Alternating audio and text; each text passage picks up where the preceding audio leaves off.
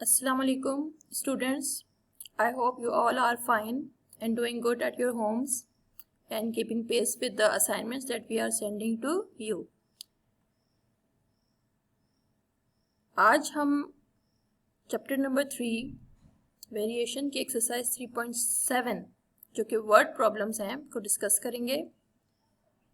इसमें क्वेश्चन को देखकर हम सिर्फ रिलेशन बिटवीन द वेरिएबल्स बनाएंगे और once the relation is made जो भी रिक्वायर्ड चीज़ फाइंड आउट करने को कही गई है, आप एग्जैक्टली 3.5 एक्सरसाइज में जहां आपने जॉइंट वेरिएशंस पढ़ी थी, क्योंकि यहाँ भी जॉइंट वेरिएशंस ही की रिलेशन बनेगी, तो एग्जैक्टली पहले आप k की वैल्यू फाइंड करेंगे और फिर उसके बाद गिवन वेरिएबल्स की वैल्यूज डाल के रिक्वायर्ड वेरिएबल की वैल्यू फाइंड आउट करेंगे। देखें question number 1। The surface area A of a cube varies directly as the square of length of an edge and A is equals to 27 square units when L is equals to 3 units. Find number 1 पे क्या find करना है? A when L is equals to 4 units and फिर length find करनी है जब A is equals to 12 square units. तो सबसे पहली लाइन में देखें the surface area A of a cube varies, एक क्यूब का सरफेस एरिया वेरी करता है directly as the square of the length. जैसे जैसे उसकी साइड्स की लेंथ बड़ी होती है एरिया भी बड़ा होता है, साइड्स की लेंथ छोटी होती है एरिया भी छोटा हो जाएगा सरफेस एरिया। तो ये जो रिलेशनशिप है ये हमें लग रहा है कि ये डायरेक्टली हमें लग भी रहा है और गिवन भी है कि डायरेक्टली वेरी कर रहा है। ठीक है, तो इसमें आप देखें आपने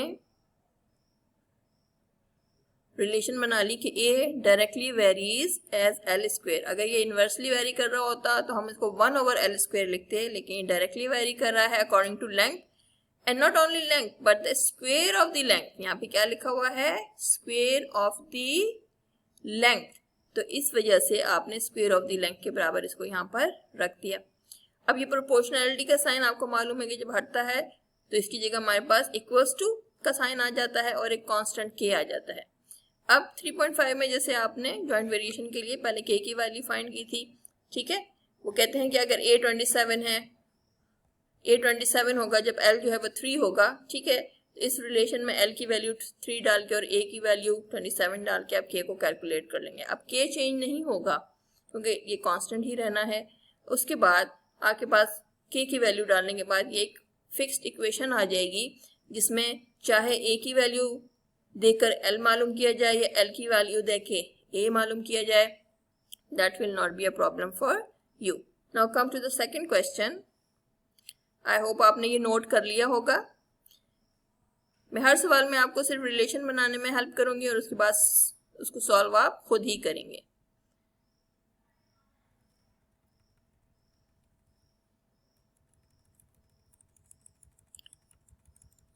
Question number 2. The surface area S of the sphere varies directly as the square of the radius. Surface area S है और square of the radius ये लिखा हुआ है और varies directly, ठीक है, ये रिलेशन बन गई और हमने S और प्रोपोर्शनैलिटी का साइन हटा के इक्वल्स टू k लगा दिया और इसको बाकी s की वैल्यू के लिए r फाइंड करना और r की वैल्यू गिवन हो तो s फाइंड करना। You will be doing this. Question में 36 पाई और 16 पाई ये आपने इसी तरीके से यूज करने हैं, ठीक है। अगर जरूरत पड़े तो पाई की वैल्यू 22/7 ले लीजिएगा और अगर कैंसिल होता है तो उसको इसी तरीके से यूज कर लीजिएगा।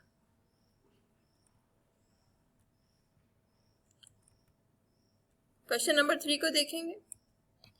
इन Hooke's law the force F applied to stretch a string varies directly as the amount of elongation S। अभी भी दो क्वांटिटीज हैं, एक है force applied to the string और दूसरी है द अमाउंट ऑफ इलोंगेशन, कि उसमें इलोंगेशन कितनी हुई, ठीक है, कितने इंच या फीट या सेंटीमीटर जो है वो स्ट्रिंग जो है वो स्ट्रेच हुआ। फोर्स ज़्यादा अप्लाई करने से स्ट्रेच का जो लेंथ है स्ट्रिंग की वो भी इंक्रीज कर जाती है। तो देखें, force applied to the string varies directly as the amount of elongation S. अब स्क्वायर रूट ऑफ एक्स नहीं है, स्क्वायर ऑफ एक्स नहीं है, क्यूब का जिक्र नहीं हो रहा है, इसलिए simply F varies directly as S. बहुत आसान था। नेक्स्ट क्वेश्चन नंबर 4 में देखें, the intensity I of the light varies of a light from given source varies directly as the square of the distance d varies directly का sorry ये inversely है, this is not directly, ये question यहाँ पे गलत लिखा हुआ है, ये इनवर्सली होगा। एंड देन आप इसमें आई वेरीज 1/d², क्योंकि इनवर्सली है इस वजह से आप इसको लिखेंगे 1/d²। यहाँ डायरेक्टली का वर्ड गलत टाइप हुआ है।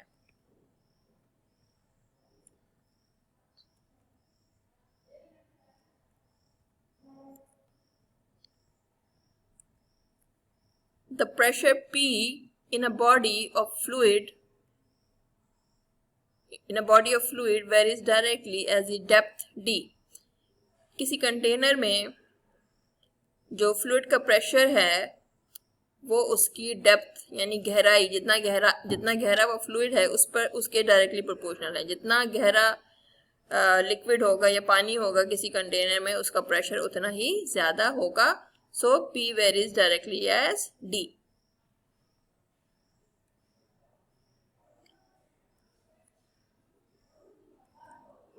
द लेबर कॉस्ट C जो है वेरीज जॉइंटली वेरी करता है as the number of workers n is the number of workers, इसके भी डायरेक्टली वेरी करता है। And the average number of days D, average number of days D से भी डायरेक्टली वेरी करता है।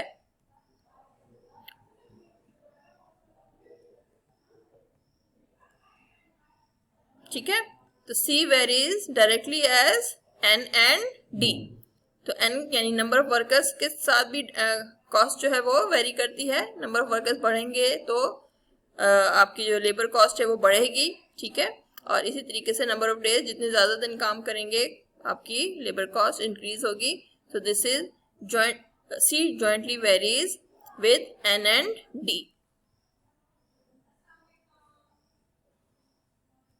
Next question, the supporting load C of a pillar varies as the fourth power of its diameter and is inversely as the square of its length। तो C जो है वो directly vary करता है as the fourth power of D, यानी कि C varies directly as D की power 4 and it varies inversely as the square of its length, यानी 1/L² के से इसका रिलेशन बनेगा।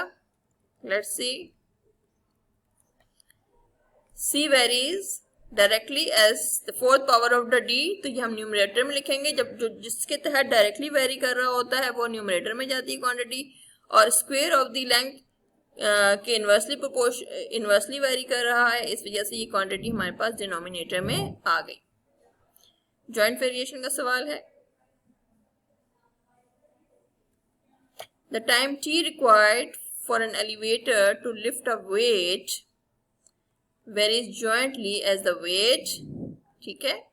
T varies jointly as the weight, ठीक है।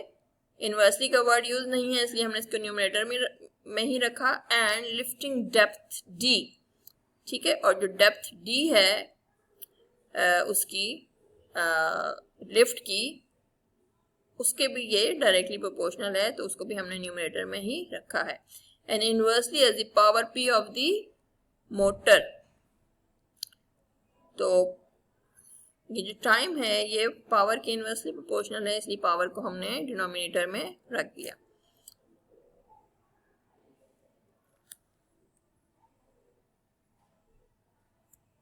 Question number 9, the kinetic energy of the body varies jointly as the mass.